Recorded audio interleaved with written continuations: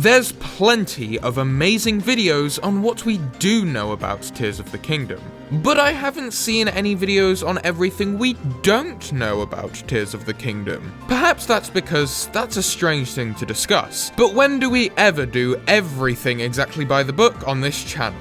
So in today's video, I'll be counting down 4 things we still don't know about Tears of the Kingdom. Essentially, we'll look at things which are still very much subject to change about the game, despite speculation that they'll be featured within it, as well as things we simply don't know about yet. Hello everyone, and welcome to another Legend of Zelda Tears of the Kingdom video. If we can get 30 likes on this video, we'll put together another one going over another 4 things we still don't know about Tears of the Kingdom. So if you don't want to miss that, please consider liking the video and subscribing with notifications on. With all that out of the way, let's get into it. Firstly, we don't actually know if we will be able to explore the underground in Hyrule in Tears of the Kingdom. A lot of us Nintendo and Zelda YouTubers talk about the underground being explorable in Tears of the Kingdom as if we're taking it for granted, after the initial trailer features it so heavily. But they've never actually confirmed that this will be a place we can visit in-game, even though the latest trailer for the game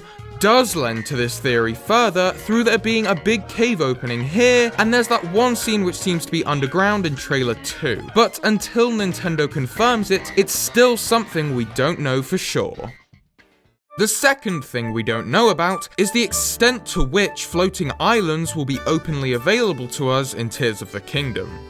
Will we be able to travel upwards to reach new islands with ease with a flying companion like the Loftwing in Skyward Sword? Or will there be an element of linearity involved? For example, will we have to unlock new islands to visit by completing others first, or by completing an area on the surface before being able to use one of these 2 new runes to then ascend to new Sky Islands? We know we can freely travel downwards and horizontally, but there's a chance in Tears of the Kingdom that will be limited with where we can explore when going directly upwards, at least to begin with. Because realistically, what is there to stop you in the sky from just flying directly upwards and quickly finding every new location in the sky in just a couple of hours? On the surface in Breath of the Wild, it was easy as the game naturally filtered down where the player could directly access with mountains, hills, enemy camps, and more.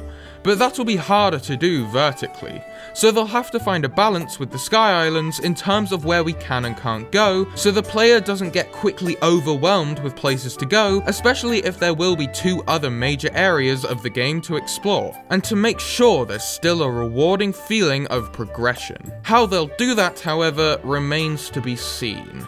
The next thing we don't fully know about is Zelda and her role in the game. Is she going to be a damsel in distress like so many times before, or could she be something more like a companion or playable character? This is one of the most debatable topics about the game so far, as there's so much we can't know after we saw her disappear into that hole in the second trailer. Is she dead? Is she alive but captured by Ganon? Is she going to have to explore and escape the underground by herself as a second element of the game? We don't know. But perhaps if they do run with that final idea, she could wake up at the bottom of the hole, washed up at the edge of a reservoir, with only the faintly glowing Sheikah Slate. Yes, I did use this concept in the 2023 predictions video, but on average very few of our viewers are actually subscribed, so shush. And she has to use the Sheikah Slate to fight and complete puzzles to escape the underground of Hyrule and reunite with Link so they can stop Ganondorf together, but we shall have to wait and see. The final thing I have to discuss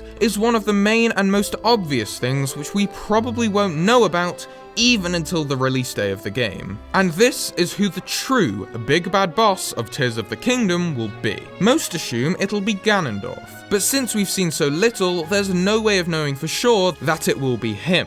It could be this guy from the mural of the 3rd trailer, or perhaps someone else. We can never be sure with Zelda games if the character who appears to be the main antagonist at first is going to end up being the main antagonist by the end. And I feel they could have even more interesting plans and twists involving Ganondorf than many expect. We also don't know if we'll get a super dramatic final phase to the boss like Dark Beast Ganon in Breath of the Wild.